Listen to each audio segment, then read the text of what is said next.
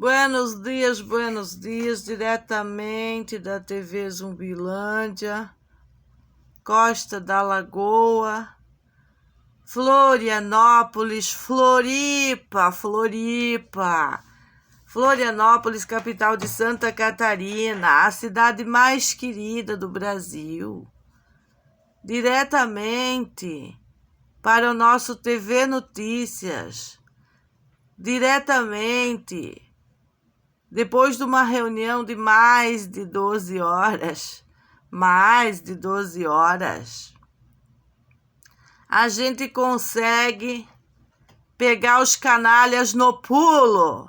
O que é pegar os canalhas no pulo, senhora Magda?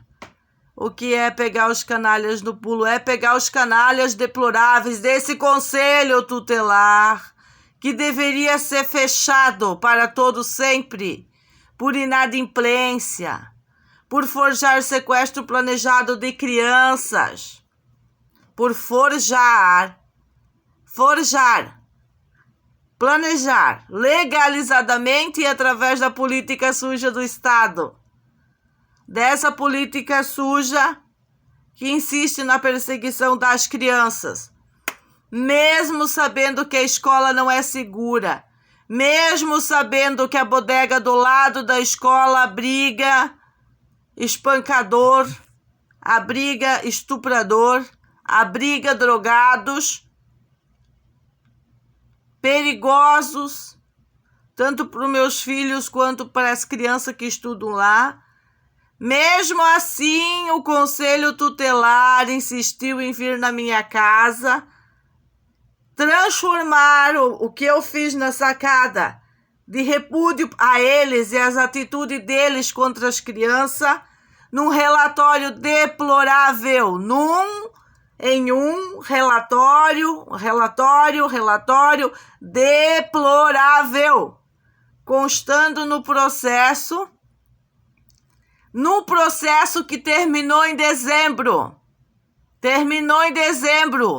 Os canalhas da política de Santa Catarina não se contentaram com o que terminou em dezembro. E eles continuam.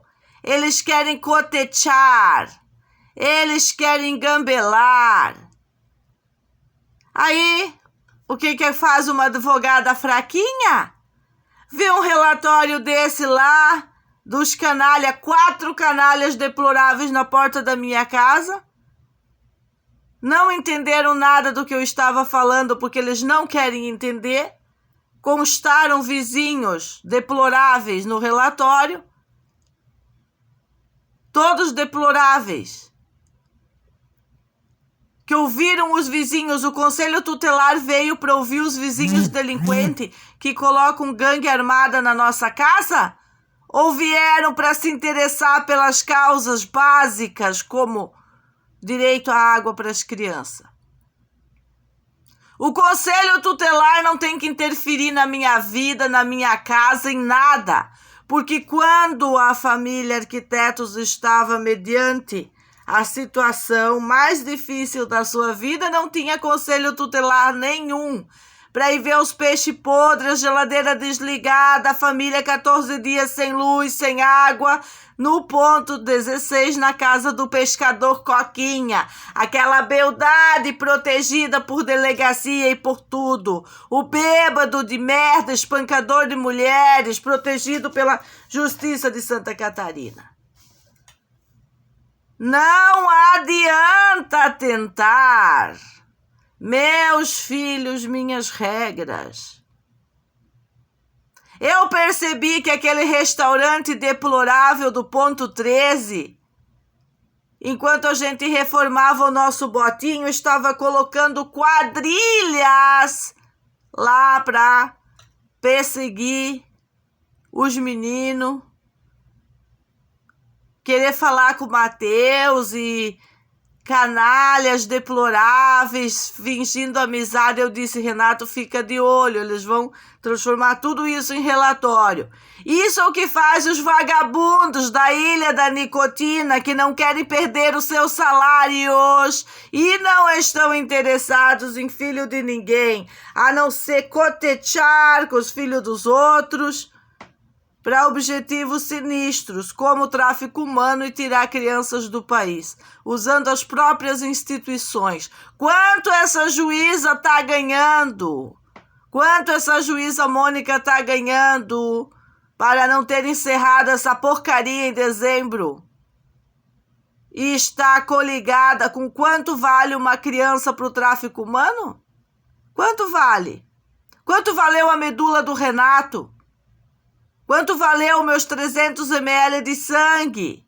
Que ninguém desprezou, não. Eles pegaram e traficaram com isso. Fala, autoridades de Santa Catarina. As vizinhas deveriam estar na cadeia. Elas não estão com nenhuma moral para falar nada. Se as minhas crianças estudam ou não estudam, eu ergui os muros do castelo. Elas não têm acesso à minha casa. Ninguém tem acesso à minha casa para saber se as crianças estudam ou não estudam. E as pessoas que têm acesso à minha casa jamais falariam besteiras.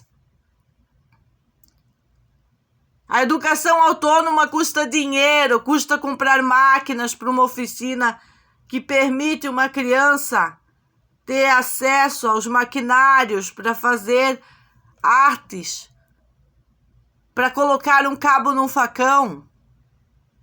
Sim, para saber atividades naturais para homens de 9 ou de 16 anos.